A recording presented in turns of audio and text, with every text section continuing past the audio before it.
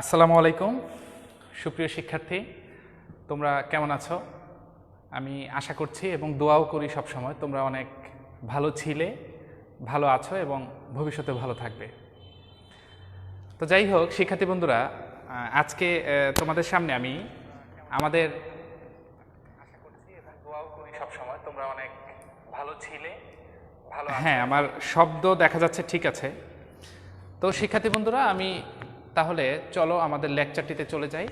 আমি তোমাদেরকে পড়াচ্ছিলাম আধুনিক পদার্থবিজ্ঞানের সূচনা। আধুনিক পদার্থবিজ্ঞানের সূচনা অধ্যায়ের চতুর্থ ক্লাস হবে আজকে সব মিলিয়ে। চলো তাহলে আমরা ক্লাসটি শুরু করি। আমি ইতিমধ্যে দেখছি তোমরা অনেকে ক্লাসটিতে জয়েন করেছো। আমি যদি কয়েকটি নাম বলি, যেমন মোবারক হাসান, তারপর খাইরুল ইসলাম তুষার, আফরিন জাহান আলো, জান্নাতুল মামা বলছো, তারপর জান্নাতুল বাকি বলছো, বৈশাখী শুকতারা বলছো, সজীব হাসান, পিকে বিল্লাল, আবু সাইদ, অনেককে দেখতে পাচ্ছি তোমরা ক্লাসে জয়েন করেছো। হ্যাঁ আলহামদুলিল্লাহ তুষার, আমি অনেক ভালো আছি। তোমাদের সবার সালামের জবাব আমি একসাথে দিয়ে দিচ্ছি, আলাদা আলাদা করে দেওয়ার সুযোগ নাই। ওয়ালাইকুম আসসালাম। তো যাই হোক, চলো তাহলে আমরা আমাদের আজকের ক্লাসটি শুরু করে ফেলি। তোমরা জাস্ট আমাকে যদি একটু নক দাও, একটু যদি আমাকে জানিয়ে দাও যে স্যার আপনার শব্দগুলো স্পষ্টভাবে আমরা শুনতে পাচ্ছি, তাহলে আমার ক্লাস নিতে বিব্রত মনে হবে না, আমি খুব রিল্যাক্সে ক্লাসটা নিতে পারবো। আমার সাউন্ড কি তোমরা স্পষ্ট করে বুঝতে পারছো কিনা আমাকে একটু জানাবে, তারপরে আমি ক্লাসটি শুরু করব। Mobarak Hossain, all clear, thank you Mobarak, ধন্যবাদ। ওকে, আধুনিক পদার্থবিজ্ঞানের সূচনার আজকে এমন একটি টপিক আমরা পড়ব, আমার ধারণা যে যেই ব্যক্তি জীবনেও পড়াশোনা করেনি সেই ব্যক্তিকেও যদি বলা হয় যে ই ইকুয়াল এমসি স্কোয়ার, এরকম একটি সমীকরণ আছে, আপনি কি চিনেন? আমার ধারণা সে বলবে আমি চিনি। সেই বিখ্যাত আইনস্টাইনের সমীকরণ ই ইকুয়াল এমসি স্কোয়ার আজকে আমরা পড়ব, যেটিকে আমরা বলে থাকি ভর ও শক্তির সম্পর্ক। এই ভর শক্তির সম্পর্ক আজকে আমরা পড়ব এবং অদ্ভুত ঘটনার মুখোমুখি হব। এই ভর শক্তির সম্পর্ক থেকে আমরা মারাত্মক সিদ্ধান্তে পৌঁছাতে পারব। যেমন গত ক্লাসে খুব সম্ভবত হাবিবুল্লাহ স্যার আমাদেরকে পড়িয়েছে ভরের আপেক্ষিকতা। তো এই ভরের আপেক্ষিকতা টপিকটি থেকে আমরা এরকম একটি লজিক পেয়েছি, এম ইকুয়াল এম নট ভাগ √1 মাইনাস ভি স্কোয়ার ভাগ সি স্কোয়ার, এরকম একটি লজিক আমরা পেয়েছি। আমরা সেখানে শিখেছি যে কোনো একটা বস্তু নাকি গতিশীল হলে স্থির অবস্থায় ওই বস্তুটির যা ভর ছিল, গতিশীল হলে তার ভর নাকি বেড়ে যায় বা বৃদ্ধি পায়। তো ভর বৃদ্ধি পায় এই কথার সাথে কিন্তু আমরা পরিচিত না। একটা মানুষের বা যে কোনো জিনিসের ভর কনস্ট্যান্ট থাকে, স্থির থাকে, এটা আমরা সারা জীবনে জানতাম। কিন্তু আজকে আমরা গত ক্লাসে আমরা জানতে পেরেছি যে ভর নাকি বৃদ্ধি পায়। তো এটার কিভাবে বৃদ্ধি পায় বা বাড়তি ভরটুকু কোথা থেকে আসে, এই জিনিসটা আমি একটু তোমাদের সাথে শেয়ার করতে চাই। যেমন ধরো আমি একটি বন্দুক আঁকার চেষ্টা করি, একটা পিস্তল বলতে পারো তুমি। ধরো এটা খুব নতুন একটা ব্র্যান্ডের তোমার একটা পিস্তল আমি আঁকানোর চেষ্টা করছি। তো এই যে আমি একটি বন্দুক বা গুলি আঁকার চেষ্টা করলাম এবং এটা হচ্ছে ট্রিগার, যেখানে ক্লিক করলে আসলে ওই বন্দুক থেকে গুলি বের হয়। তো ধরে নিলাম এই বন্দুকের মধ্যে একটি বুলেট আছে, অনেকগুলো বুলেটই আছে কিন্তু আমি যে কোনো একটা বুলেটের কথা বলছি। তো আমি যদি এমনটা ধরে নেই যে এই বুলেটটা এর ভর হচ্ছে স্থির, এর স্থির ভরটা আমি যদি ধরে নেই, ফর এক্সাম্পল আমি ধরে নিচ্ছি এর স্থির ভর হচ্ছে 10 গ্রাম বা 10 গ্রাম। তো এই বুলেটের স্থির ভর হচ্ছে 10 গ্রাম। এখন আমি এই ট্রিগারটা চেপে এই বুলেটটিকে ধাক্কা দিয়ে বন্দুক থেকে বের করে দিব। তো এই বুলেটটা যখন গতিশীল হবে তখন তার ভরটা কত আমরা সেটা বের করব। তো ট্রিগারে আমরা কি করলাম, চাপ দিলাম, চাপ দেওয়ার সাথে সাথে এখান থেকে বুলেটটা কি হবে, বের হয়ে যাবে। তো বুলেটটা এখান থেকে যখনই বের হয়ে যাবে, তো এই বুলেটের বেগটাকে আমরা ধরে নিলাম যে 0.8 সি, আলোর বেগের কাছাকাছি একটা বেগ এই বুলেটের হলো, আমরা এমনটা চিন্তা করলাম। তোমরা একটু খেয়াল করো, এখন যদি আমি তোমাকে জিজ্ঞেস করি যে এই গতিশীল অবস্থায় যখন এই বুলেটটা, তখন তার ভরটা সত্যিই কি বৃদ্ধি পায়? এই সূত্র ফেলে আমাকে তোমরা জানাও। এই সূত্রটার মধ্যে আমরা যদি এখন m ইকুয়াল m নট ভাগ √1 মাইনাস ভি স্কোয়ার ভাগ সি স্কোয়ার, এই সূত্রটার মধ্যে আমরা যদি m নটের ভ্যালুটা বসাই 10 গ্রাম, আমরা যদি ভি এর ভ্যালুটা বসাই 0.8 সি, আলটিমেটলি তুমি ক্যালকুলেট করে দেখবে দিন শেষে এর ভরটা বের হবে 16.67 গ্রাম। বুলেটটা যখন স্থির ছিল তার ভর ছিল 10 গ্রাম। বুলেটটাকে যখন বন্দুক থেকে এরকম জোরে বের করে দিয়েছি ট্রিগারে চাপ দিয়ে, এটাকে একটা বেগে যখন আমরা গতিশীল করেছি, তখন এই বুলেটটার ভর ধরলাম হলো 16.67। তোমরা অনেকে চিন্তা করছো, স্যার এটি কিভাবে পসিবল? একটা বুলেটের ভর ছিল 10 গ্রাম কিন্তু হয়ে গেল 16.67 গ্রাম, এটা কিভাবে পসিবল? এই ভরটা তো বেড়ে গেল। কোনো একটা জিনিসের ভর বেড়ে যায় এরকম ঘটনা আমরা অতীতে কখনো দেখিনি, যেটা বিজ্ঞানী আইনস্টাইন প্রমাণ করেছে আপেক্ষিকতা দিয়ে। তো ইন্টারেস্টিং বিষয়, তুমি প্রশ্ন করতে পারো, স্যার এই অতিরিক্ত, যেমন এই অতিরিক্ত 16.67 বিয়োগ 10, এই অতিরিক্ত 6.67 গ্রাম ভর কোথা থেকে আসলো? তোমাদের মনে প্রশ্ন হতে পারে, কৌতূহল হতে পারে যে অতিরিক্ত 6.67 গ্রাম ভর কোথা থেকে আসলো? এদের তো আসার কথা না। তো এই আপেক্ষিকতার সূত্রে ফেলে আমরা দেখলাম ভরটা বেড়ে গেছে, এবং কতটুকু বাড়ছে? 6.67 গ্রাম বাড়ছে। তো এই বাড়তি ভরটুকু কোত্থেকে আসলো? এই বাড়তি ভরের উৎস কোথায়? হঠাৎ করে ভর বেড়ে যাবে। আমি যদি কোনো একটা জিনিসে যদি কিছু না নেই, মনে করো 1 কেজি চাল, 1 কেজি চাল তো 1 কেজি থাকার কথা, আমি যদি এক্সট্রা চাল ওর মধ্যে না দেই, ওটা কিভাবে 1.5 কেজি হবে? সুযোগ নাই। তো 1 কেজি চাল 1.5 কেজি হওয়ার সুযোগ নাই, কিন্তু আইনস্টাইনের এই আপেক্ষিকতা বলতেছে সুযোগ আছে। তো এই 0.5 কেজি চাল কোত্থেকে আসলো? আমাদের কিন্তু উদ্দেশ্য, পড়াশোনার উদ্দেশ্য এটা, এই বাড়তি ভরটুকু কোথা থেকে আসলো। তো তুমি যদি জানতে চাও এই বাড়তি ভর কোথা থেকে আসলো, এটা বিজ্ঞানী আইনস্টাইন নিজেও বিপদে পড়েছিল যে এটা কোথা থেকে আসলো। তারপর উনি কি করলো? ভর এবং শক্তির একটি সম্পর্ক খুঁজে পেল, এবং সেই সম্পর্কের যে লজিকটা সেটা ছিল E ইকুয়াল mc স্কোয়ার। তো এই যে E ইকুয়াল mc স্কোয়ার, আমরা জানি এই কাঙ্ক্ষিত আইনস্টাইনের যে ভর শক্তির সম্পর্কের সমীকরণ, এখানে তুমি এই m ইকুয়াল E ভাগ c স্কোয়ার, যদি এই লজিকটি তুমি ফেলে দাও, m ইকুয়াল E ভাগ c স্কোয়ার, এই লজিকটি তুমি যদি ফেলে দাও, তুমি এই বাড়তি ভর পেয়ে যাবে 6.67 গ্রাম। তাহলে এই বাড়তি ভর বের করার জন্য আমাদেরকে কি করতে হইলো? এই সূত্রটা অ্যাপ্লাই করতে হইলো। এখন এই সূত্রে কি কি আছে? যেমন ধরো এখানে আছে শক্তি, এখানে আছে আলোর বেগ। এখন কথা হচ্ছে, তুমি যে এই বুলেটটাকে এখান থেকে বের করে দিয়েছো, তোমাকে আলোর বেগের কাছাকাছি বেগ দিতে হয়েছে। আলোর বেগের কাছাকাছি বেগ দিতে তোমাকে অনেক শক্তি প্রয়োগ করতে হয়েছে। তো তুমি যে শক্তিগুলো প্রয়োগ করেছো, এই শক্তি একটা সময় সঞ্চিত হয়েছে। এই শক্তি সঞ্চিত হয়েছে, শক্তিগুলো সঞ্চিত হয়ে সেই সঞ্চিত শক্তি ভরে পরিণত হয়েছে।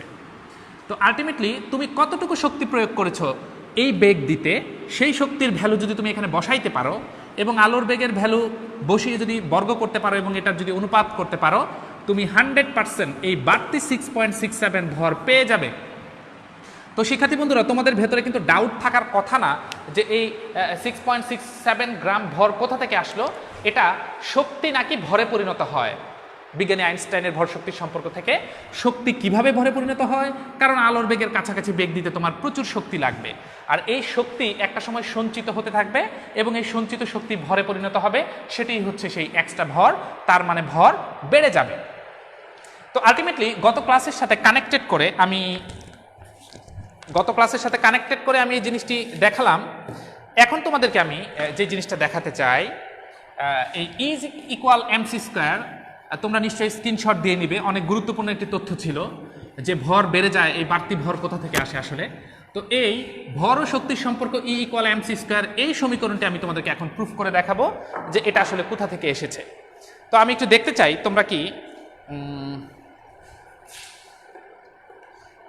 চাই তোমরা ক্লাসটা দেখছো কিনা। তোমরা অনেকেই ক্লাসে আছো শিক্ষার্থী বন্ধুরা, ধৈর্য ধরে দেখতে থাকো। কাঙ্ক্ষিত আইনস্টাইনের E=mc², মানে ফিজিক্স বলতেই কোথাও দেখা যায় E=mc², সেই স্বপ্নের সমীকরণ আমরা এখন সলভ করতে যাচ্ছি। তো যাই হোক, শুরুতে যে কাজটি করব, তোমরা নিশ্চয়ই জানো যে কোনো একটা বস্তুকে যদি আমরা গতিশীল করতে চাই, কোনো একটা স্থির বস্তুকে যদি গতিশীল করতে চাই, এতে করে যে পরিমাণ কাজ করতে হয় তাকেই বলা হয় গতিশক্তি। আমি কি বলেছি শিক্ষার্থী বন্ধুরা? কোনো একটা স্থির বস্তুকে গতিশীল করতে চাইলে যে পরিমাণ কাজ করতে হয় তাকে বলে গতিশক্তি। তার মানে গতিশক্তি আনতে হলে তোমাকে অবশ্যই তোমার গতিশীল করতে অবশ্যই বস্তু দ্বারা কাজ করতে হবে। তার মানে আমরা বলতে পারি যে বস্তু দ্বারা কৃত কাজ মানেই হচ্ছে আসলে গতিশক্তি। আমি যে জিনিসটি বোঝাতে চাচ্ছি, গতিশক্তি মানেই হচ্ছে কোনো বস্তুকে গতিশীল করতে চাও, তাই তো? তাহলে বস্তু দ্বারা তোমাকে কাজ করতে হবে। তো এখন কথা হচ্ছে যে গতিশীল করতে বস্তু দ্বারা কাজ করতে হয়, তবে এই গতিশক্তি কোনো একটা বস্তু প্রাপ্ত হয়। তো এখন শিক্ষার্থী বন্ধুরা, আমি তোমাদেরকে সেটাই দেখাতে চাই যে কি পরিমাণ কাজ করতে হয়। যেমন ধরো, আমি যদি তোমাদেরকে বলি, তোমরা নিশ্চয়ই আমার সাথে একমত হবে যে ধরলাম কোনো একটা বস্তুর উপর আমরা বল প্রয়োগ করলাম এবং এতে করে ডিএস পরিমাণ দূরত্ব অতিক্রম করলো বস্তুটা বলের দিকে। বল যেদিকে প্রয়োগ করলাম বলের দিকে ডিএস পরিমাণ দূরত্ব যদি অতিক্রম করে, আমরা জানি বল এবং বলের দিকে যে সরণ, সেটাকে আমরা বলি কাজ, কৃত কাজ। তোমরা নিশ্চয়ই একমত হবে। আর এই কৃত কাজটাই হচ্ছে গতিশক্তি। দ্যাট মিনস আমরা বলতে পারি কিন্তু ইকে ইকুয়াল এফ ডিএস। আচ্ছা, এখন তুমি নিশ্চয়ই একমত হবে, তোমরা জেনেও থাকবে হয়তোবা, যে এফ ইকুয়াল আমরা ইতিমধ্যে জানি d/dt mv। শিক্ষার্থী বন্ধুরা একটু লক্ষ্য করো, সময়ের সাপেক্ষে ভর বেগের পরিবর্তনকে বলে বল। সময়ের সাপেক্ষে তুমি যদি ভর এবং বেগের পরিবর্তন করো, সেক্ষেত্রে তুমি ফোর্স পাবা বা বল পাবা। এটা হচ্ছে বলের ডিফারেন্সিয়াল ডেফিনেশন। আচ্ছা, মানে অন্তরীকরণযোগ্য একটা সংজ্ঞা বলা যেতে পারে। তো এখন এই বলের ভ্যালুটা আমি এখানে বসাতে চাই। তো ইকে ইকুয়াল, একটু লক্ষ্য করো, আচ্ছা, বলের ভ্যালুটা হচ্ছে d/dt mv, সাথে আছে একটা ds। আরেকটা জিনিস যদি তুমি লক্ষ্য করো তাহলে বুঝতে পারবে, আমরা এটাকে একটা ইন্টিগ্রেট চিহ্নের মাধ্যমে প্রকাশ করে ফেলি। ইন্টিগ্রেট চিহ্নটা আগেই দিয়ে ফেললে ভালো হতো, কারণ আসলে আমরা ক্ষুদ্র সরণ চাই না, আমরা চাই মোট সরণ। আচ্ছা, আমরা ধরে নিলাম মোট বস্তুটা এস দূরত্ব অতিক্রম করেছে। আমরা ধরে নিলাম যে মোট বস্তুটা এস দূরত্ব অতিক্রম করেছে। তো বস্তুটা যদি এস দূরত্ব অতিক্রম করে, তাহলে এখন যে জিনিসটা আমরা ক্যালকুলেট করব সেটা হচ্ছে যে মোট দূরত্ব যখন 0, ভরবেগের পরিবর্তনও কিন্তু তখন 0। আচ্ছা, মোট দূরত্ব যখন মোট দূরত্বের সমান হবে, ভরবেগও কিন্তু ভরবেগে রূপান্তরিত হবে। তাহলে লিমিটের কিন্তু পরিবর্তন আসছে। আমরা ধরে নিলাম শুরুতে যে কোনো একটা বস্তু মোট এস পরিমাণ দূরত্ব অতিক্রম করেছে, তার মানে আমাদের লিমিট হচ্ছে 0 থেকে এস পর্যন্ত। এখন আমরা যে জিনিসটি দেখব সেটা হচ্ছে এই লিমিটটাকে আমরা বলতে পারবো যে 0-র জন্য ভ্যালুটা 0, এস এর জন্য ভ্যালুটা mv। তার মানে এই ভ্যালুটাকে আমরা বলতে পারবো 0 to mv। আচ্ছা, তাহলে শিক্ষার্থী বন্ধুরা একটু লক্ষ্য করলে তোমরা ভালো করে বুঝতে পারবে।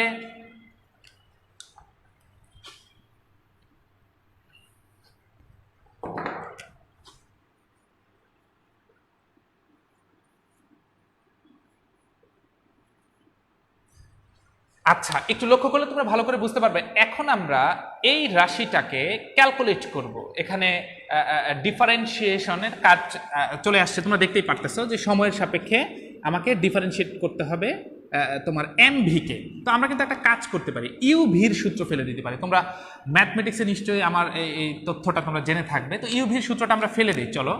তো ইউভির সূত্রটা যদি ফেলে দিতে চাই, তাহলে লিমিট হচ্ছে আমার 0 to mv। ক্যালকুলেশনটা তোমরা খুব ভালো করে বোঝার চেষ্টা করো।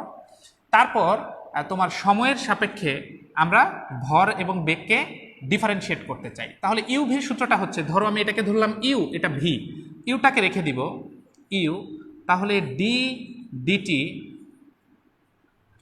ভি। আচ্ছা, তো ভিটাকে আমি এরকম করে উপরেই লিখতে পারি, প্লাস ভিটাকে আবার রেখে দিব, তাহলে D DT M, D DT M, সাথে আবার একটা ভ্যালু রয়ে গেছে, সেটার নাম হচ্ছে ডিএস। তো একটু তুমি লক্ষ্য করো 0 টু এম ভি। আচ্ছা, এখন কিন্তু একটা জিনিস, এই ডিএসটাকে কিন্তু এই দুইটা রাশির সাথে এঙ্গেজড করা যায়, কারণ যেহেতু এটা ব্র্যাকেটের মধ্যে আছে। তাহলে আমি যদি তোমাদেরকে একসাথে লিখি, আমার ধারণা তোমরা বুঝতে পারবে। আমি যদি একসাথে লিখি তোমরা গেস করতে পারবে, অথবা আমি লিখেও দিই তোমাকে, ইউ ডিভি ভাগ ডিটি, ডিএসটা ভিতরে চলে আসলো, প্লাস ভি ডিএম ভাগ ডিটি, ডিএসটা ভেতরে চলে আসলো। তো পরবর্তী লাইন একটু লক্ষ্য করো, আমি যদি এখানে লিখি ইকুয়াল 0 টু এম ভি। আচ্ছা, একটু লক্ষ্য করো, এখানে স্পষ্ট করে বোঝা যাচ্ছে ডিএস ভাগ ডিটি। তোমরা কি সবাই জানো কি না যে ডিএস ভাগ ডিটি মানে সময়ের সাপেক্ষে সরণের পরিবর্তন করলে পাওয়া যায় বেগ। সময়ের সাপেক্ষে তুমি সরণকে যদি পরিবর্তন করো তাহলে তুমি ভি পাবে, বেগ পাবে। তাহলে আমরা লিখতে পারি এখানে যে তোমার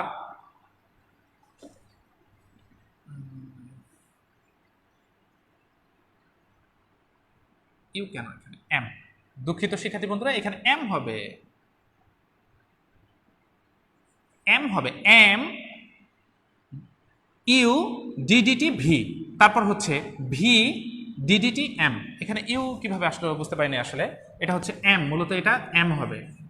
আচ্ছা, এখন যে জিনিসটা লক্ষ্য করবে একটু ভালো করে দেখো, ডিএস ভাগ ডিটি সমান তুমি বলছো ভি, তাহলে ডিএস ভাগ ডিটি সমান যদি ভি হয়, আমরা এই জায়গাটাকে লিখতে পারি M V DV, M V DV. আচ্ছা, চলে যাও প্লাস, পরবর্তীতে তুমি লক্ষ্য করো ডিএস ভাগ ডিটিকে যদি তুমি ভি বলতে পারো তাহলে ভি স্কোয়ার ডিএম। আচ্ছা, ফাইনালি আমরা একটা সমীকরণে চলে আসলাম যে ই কে ইকুয়াল এত।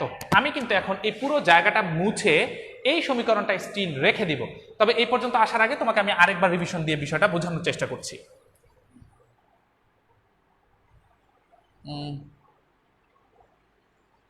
দুঃখিত শিক্ষার্থী বন্ধুরা, আমাকে কে যেন বললা, উম্মে বলতেছ? হ্যাঁ তুষার, তোমার যে ভুলটার কথা বলছিলে সেখানে এখানে এম হওয়ার কথা, এখানে ইউ। আসলে ওই যে ইউ ভির সূত্র, তো আমি ইউ লিখে ফেলেছিলাম, ইউ এর জায়গায় আসলে আছে এম। তুষার, তুমি নিশ্চয়ই ক্লিয়ার হয়েছ। তারপর ইয়াস ইয়াস মাহমুদুল হাসান, এম হবে। নিচের লেখা দেখা যায় না, নাদিয়া দেখা যাচ্ছে, তুমি হয়তো দেখতে পাচ্ছ না। আমার কাছে স্ক্রিন আছে, আমি মোবাইলে কিন্তু দেখছি, এখানে কিন্তু দেখা যাচ্ছে, তুমি হয়তো ভালো করে লক্ষ্য করছো না। একটু আবার ভালো করে ইন করার চেষ্টা করো। তাহলে আমি একবার রিভিশন দিচ্ছি শিক্ষার্থী বন্ধুরা, যাতে তোমাদের ঝামেলা না হয়। আমরা ভর ও শক্তির চমৎকার সম্পর্কটা সলভ করছি। তো এটা সলভ করতে গিয়ে শুরুতে আমরা যে জিনিসটা দেখলাম যে একটা স্থির বস্তুকে যদি আমরা গতিশীল করতে চাই, তাহলে আমাকে কাজ করতে হবে, তবেই সেই বস্তুটা গতিশক্তি প্রাপ্ত হবে। তার মানে গতিশক্তি ইকুয়াল টু হচ্ছে গতিশীল করতে বস্তু দ্বারা কৃত কাজ। আচ্ছা, কতটুকু কাজ করতে হয় সেটা আমি লিখেছি, যে কৃত কাজটা হচ্ছে যে কোনো একটা বস্তুকে আমি বল প্রয়োগ করবো এবং বস্তুটা একটা সরণ অতিক্রম করবে বলের দিকে, এটাকেই বলে নাকি কৃত কাজ। আমরা ক্ষুদ্র সরণ নিয়েছি, তাই এটাকে ইন্টিগ্রেট করে টোটাল সরণ আনার চেষ্টা করেছি। তো ইন্টিগ্রেট করছি আমরা, লিমিটটা হচ্ছে 0 থেকে এস, তার মানে আমরা ধরে নিছি মোট দূরত্বটা আসলে এস। আচ্ছা, বলের দিকে সরণ, তো এটাকে তুমি দূরত্ব বলতে পারো। তো মোট দূরত্ব হচ্ছে এস। তো এখন আমরা বলকে ক্যালকুলেশন করেছি, একটু খেয়াল করো, বল ইকুয়াল টু হচ্ছে ডিডিটি এমভি।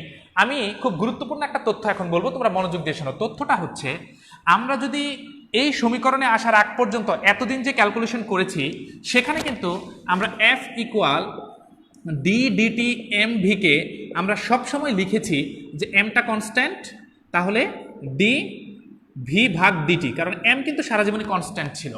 তো ডিভি ভাগ ডিটি সমান সমান সময়ের সাপেক্ষে বেগের পরিবর্তন করলে আনসার হচ্ছে ত্বরণ, তার মানে এম এ, তার মানে এফ ইকুয়াল এম এ। দেখো এই জিনিসটা কিন্তু অটোমেটিক্যালি এই সমীকরণে রূপ নিচ্ছে। কিন্তু আমাদের আজকের যে পড়াশোনা, এখানে কিন্তু এই কাজটা করা যাবে না, এই জন্য কারণ আমাদের এম কিন্তু কনস্ট্যান্ট না, আমাদের ভর নাকি বৃদ্ধি পায়। তাহলে তোমাদের মনে রাখতে হবে এই কাজটা এখানে আমরা করি নাই, এখানে আমরা সেই জন্য এম কে কনস্ট্যান্ট ধরি নাই, আর এম কে কনস্ট্যান্ট না ধরার কারণে এই দুইটা চলক যেহেতু কনস্ট্যান্ট না, তাদেরকে আমরা ইউ ভির সূত্র ফেলেছি। তো ইউ ভির সূত্রটা u d d x of v, তারপরে plus v d d x of u. আচ্ছা, আমাদের চলকটা যেহেতু সময়, এই জন্য আমরা সময় দিয়েছি, নট এক্স। আচ্ছা, তারপর সাথে একটা ডিএস রয়ে গেছে, ডিএসটাকে এর ভেতরে অ্যাঙ্গেজ করেছি, অ্যাঙ্গেজ করার পরে ডিএস ভাগ ডিটি সমান লিখেছি ভি। তো আমরা বলতে পারি M V DV plus V square ভাগ ভি স্কোয়ার ডিএম, এটা সমান যদি ভি হয় ভি স্কোয়ার ডিএম। আচ্ছা, তাহলে গতিশক্তি ইকুয়াল টু হয়েছে এত। তো আমি এখন পুরো জিনিসটা মুছে শুধুমাত্র এই জিনিসটাই রাখতে চাই। তাহলে শিক্ষার্থী বন্ধুরা দেখো, আমরা ভরশক্তির সম্পর্ক করতে গিয়ে আমরা একটা লাইন পেয়েছি, যেই লাইনটাকে আমি এখন নোট করে রেখে দিতে চাচ্ছি। লাইনটা হচ্ছে e k equal m V DV plus V square d m. আচ্ছা, এখন এটাকে আমি 1 নম্বর সমীকরণ দিয়ে রেখে দিলাম। এবার চলো ভর বৃদ্ধির যে সমীকরণটি রয়েছে, এম ইকুয়াল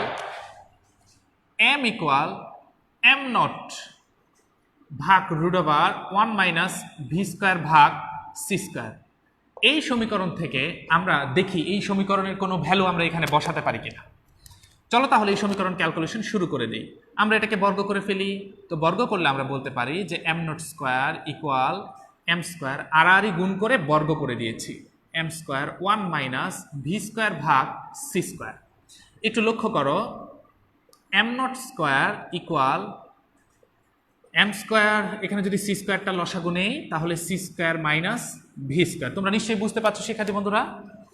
আচ্ছা, তারপর একটু লক্ষ্য করো, এম নট স্কোয়ার ইকুয়াল আমরা বলতে পারি যে m square C square minus M square V square ভাগ C square. General calculation, just extra কিছু না। আচ্ছা, এটাকে যদি সুন্দর করে লিখি আর গুণ করে M square C square minus M square V square equal M nought square C square. তো এই যে একটা জেনারেল ইকুয়েশন পাইলাম, এটাকে আমরা সময়ের সাপেক্ষে অন্তরীকরণ করব। এই লাইনটা একটু ডিফিকাল্ট অনেকের বোঝার জন্য। আজকের ক্লাসের সার্থকতা এই লাইনে হয়ে যেতে পারে, এখানে ক্যালকুলাসের চমৎকার একটা জিনিস আছে। তো একটু খেয়াল করো, আমরা জানি আইনস্টাইনের আপেক্ষিকতার তত্ত্ব থেকে যে আলোর বেগ সেটা কিন্তু কনস্ট্যান্ট। আচ্ছা, তাহলে সি স্কোয়ার যদি কনস্ট্যান্ট হয় তাহলে আমরা এম স্কোয়ারকে আমরা ডিফারেন্সিয়েট করব। আমরা অবশ্যই সময়ের সাপেক্ষে ডিফারেন্সিয়েট করছি। তাহলে সময়ের সাপেক্ষে যদি ডিফারেন্সিয়েট করি তাহলে আমরা এম স্কোয়ারকে বলতে পারি 2m। তারপর যেহেতু সময়ের সাপেক্ষে ডিফারেন্সিয়েট করছি তাহলে এম কে আবার ডিফারেন্সিয়েশন করতে হবে, যেটার রেজাল্ট হচ্ছে ডিডিটি এম। তার মানে সময়ের সাপেক্ষে এম কে আবার ডিফারেন্সিয়েট করতে হবে। সাথে কনস্ট্যান্ট রয়ে গেছে কি সি স্কোয়ার মাইনাস, আবার আমরা এখানে এসে দেখতেছি এখানে কোনোটাই কনস্ট্যান্ট না, এম স্কোয়ারও চলতেছে ভিও চলতেছে, এমও চলতেছে ভিও চলতেছে।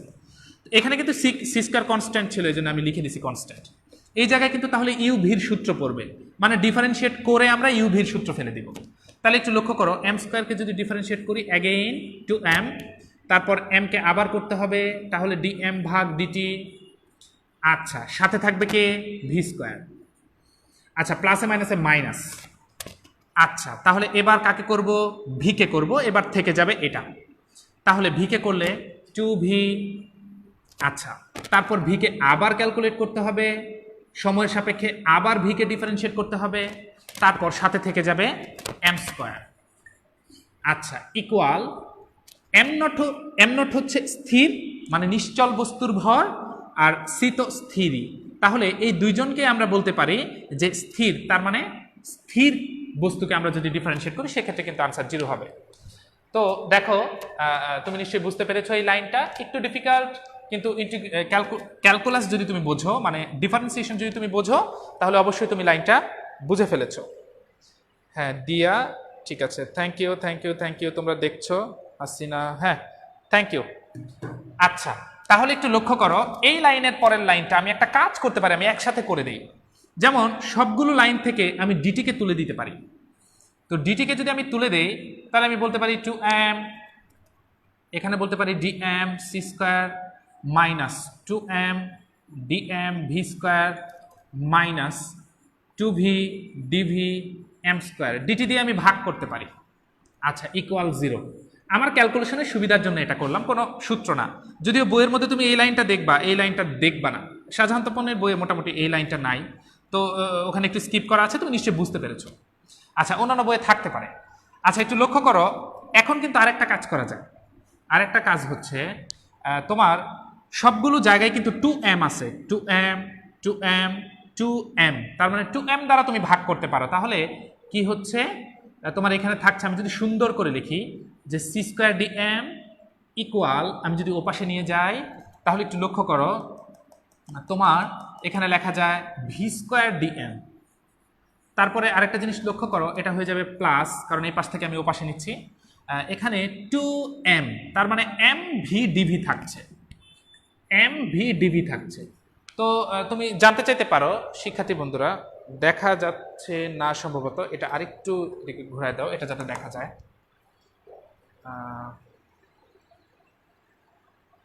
এই যে এই লেখাটা যাতে দেখা যায়, পুরোটা দেখা যাচ্ছে না খুব সম্ভবত, এই লাইনটা যাতে দেখা যায়, ওরা মনে হয় দেখতে পারতেছে না। এদিকে আরেকটু, ইয়েস, আরেকটু, equal to, thank you thank you. আচ্ছা, তাহলে এখন নিশ্চয়ই শিক্ষার্থী বন্ধুরা দেখতে পাচ্ছ। হ্যাঁ, আচ্ছা, একটু লক্ষ্য করো। তো আমি একটু বলে দেই আমি কি করেছি।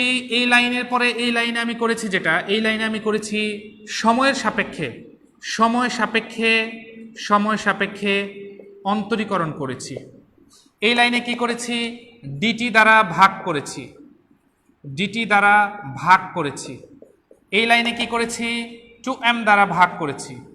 স্পেসিফিক করে ক্যালকুলেশন তোমাকে স্পষ্ট হইতে হবে। আচ্ছা, সৃজনশীল প্রশ্ন উত্তর পরে, আগে তোমাকে তত্ত্ব ভালো করে স্পষ্ট করে পড়তে হবে। আচ্ছা, 2m দ্বারা ভাগ করেছি। আচ্ছা, এখন তুমি লক্ষ্য করো, আমরা এখানে কাঙ্ক্ষিত এরকম একটি লাইন পেয়েছি শিক্ষার্থী বন্ধুরা, আমরা এরকম একটি লাইন পেয়েছি। তুমি দেখো, এই যে আমরা লাইনটা পেয়েছি, এই V square DM plus M V DV, এটার ভ্যালু কিন্তু আমরা এখানে বসাতে পারি। দেখো, খুবই মজা পাবে এখন। V square DM M V DV, এটার ভ্যালু হচ্ছে সি স্কোয়ার ডিএম। তাইলে আমরা এখানে বসায় ফেলতে পারি যে 0 টু এম ভি। এখন আর 0 টু এম ভি দেওয়ার দরকার নাই, এখন আমি বিষয়টা বলছি তোমাকে কি দিবা।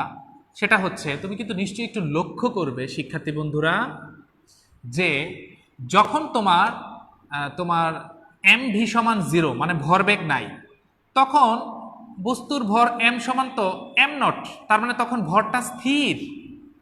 যখন ভরবেগের পরিবর্তন নাই, ভরটা স্থির।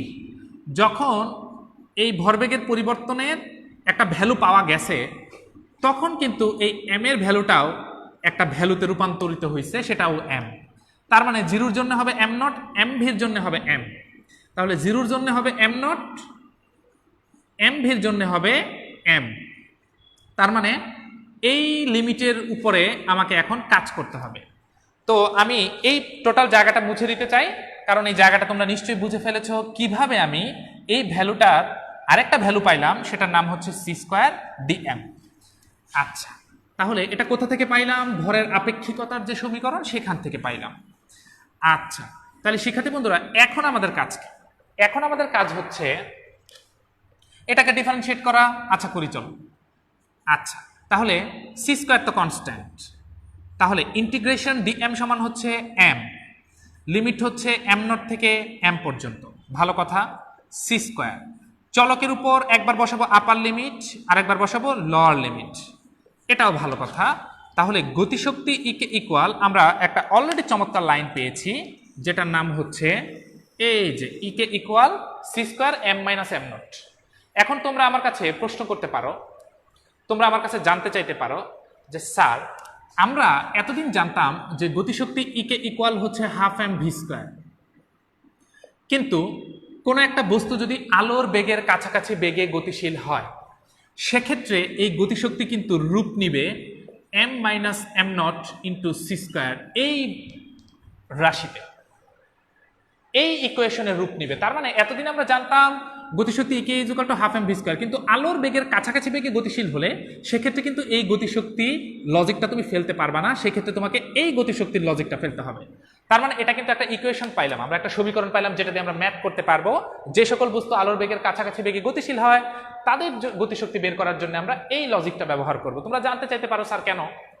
তোমরা একটু খেয়াল করে দেখবে এই তোমার e k equal c square m minus M nought, এই সমীকরণটাকে যদি তুমি দ্বিপদী বিস্তৃতি করো, এটাকে যদি দ্বিপদী বিস্তৃতি করো, ম্যাথমেটিক্সের ভাষায় বলা হয় দ্বিপদী বিস্তৃতি করলে দেখতে পারবে এটার আকার ধারণ করবে e k equal half m v square plus এরকম বেশ কিছু টার্ম আরও এক্সট্রা তোমার এখানে থাকবে যদি এটাকে তুমি দ্বিপদী বিস্তৃতি করতে থাকো।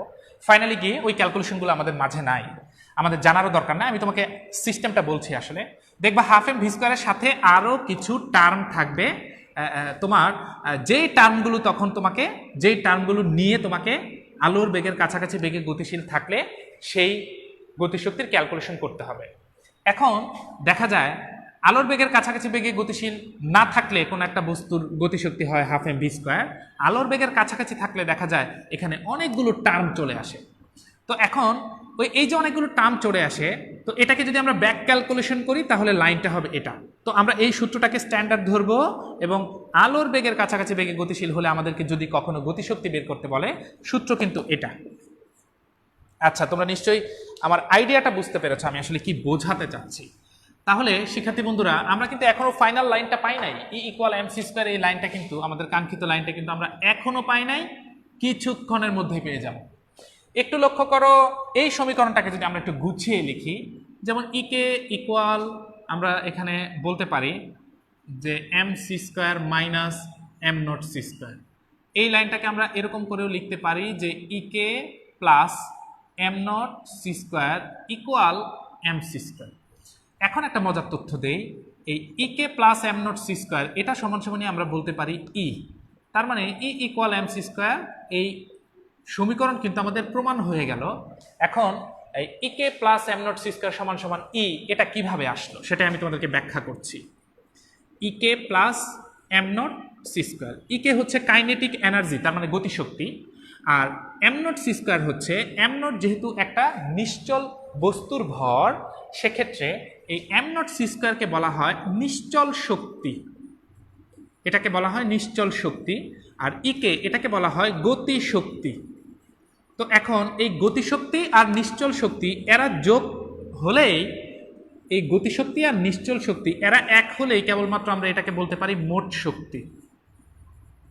তার মানে এই মোট শক্তি যেটাকে আমরা প্রকাশ করব ই দ্বারা, তো ই ইকুয়াল মোট শক্তি, তো আমরা মোট শক্তি সমান বলতে পারি যে ওই যে বস্তু যে গতিশীল হয়েছে, তুমি গতিশীল করতে চেয়েছো নিশ্চল বস্তুকে, গতিশীল হয়েছে ওই গতিশীল বস্তুর ভর এবং আলোর বেগের বর্গ করতে হবে। তাহলে এক্সট্রা ভরটুকু কোথা থেকে আসলো, কারো মনে যদি প্রশ্ন থাকে ভর বৃদ্ধি হওয়ার পর, যে এতদিন জানতাম ভর কনস্ট্যান্ট থাকে, কিন্তু আজকে থেকে দেখছি যে এক্সট্রা ভর পাওয়া যায়।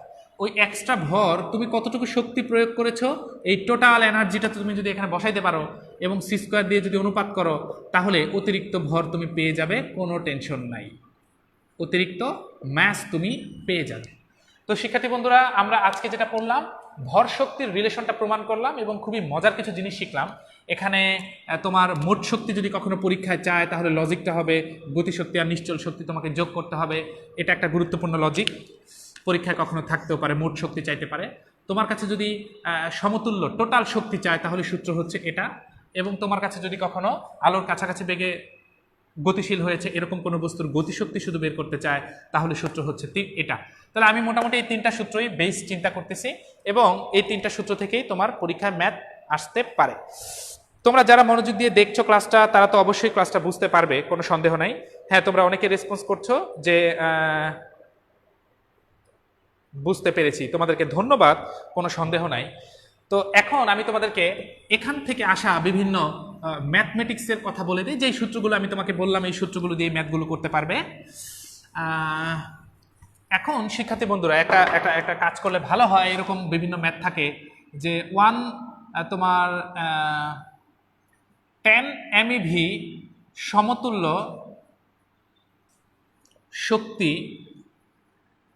আচ্ছা 10 MeV সমতুল্য শক্তি ইভি এককে প্রকাশ করো, এরকম অনেক ম্যাথ আছে, তোমরা বই দেখলেই বুঝতে পারবে।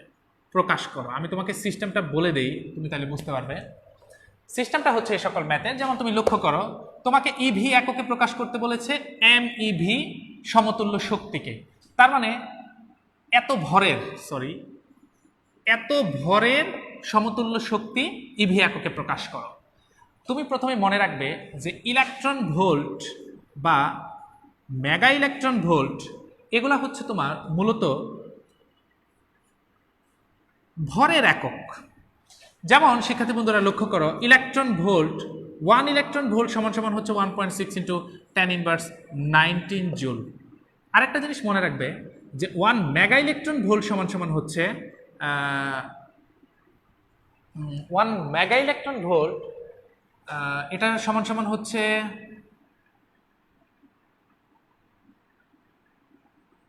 10⁶ ইলেকট্রন ভোল্ট। তাহলে তোমার আমি একটু ভুল লিখেছি শিক্ষার্থী বন্ধুরা, 10 AMU ভরের সমতুল্য শক্তি ইভি এককে প্রকাশ করো। তো এতে হচ্ছে অ্যাটমিক, এমতে হচ্ছে মাস, ইউতে হচ্ছে ইউনিট। অ্যাটমিক মাস ইউনিট যেটাকে বাংলায় বলে পারমাণবিক ভর একক, পারমাণবিক ভর একক। তো 10 পারমাণবিক ভর একক, এই 10 AMU এটা কিন্তু কিসের একক? এটা হচ্ছে এই AMU এটা হচ্ছে ভরের একক, মাথায় রাখতে হবে। তো এখন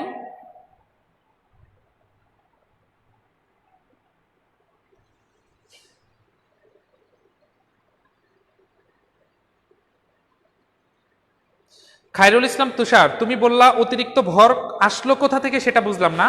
আমি এতক্ষণ এটাই বোঝানোর চেষ্টা করেছি যে অতিরিক্ত ভরটা আসছে শক্তি থেকে। শক্তি কোথা থেকে আসছে? তুমি আলোর কাছাকাছি বেগে যখন কোনো বস্তুকে গতিশীল করবা তখন তোমাকে অনেক এনার্জি নিশ্চয়ই দিতে হবে। এই এনার্জিগুলো যে তুমি দিলা, এই এনার্জিগুলাই সঞ্চিত হয়ে ভরে পরিণত হয়, যেটাই আমরা প্রুফ করলাম যে E=mc²। এখানে যে মোট শক্তিটা ইটা, মোট শক্তি তুমি কতটুকু দিয়েছো সেটার পরিমাণ যদি তুমি বলতে পারো তাহলে এক্সট্রা ভর তুমি পেয়ে যাবা।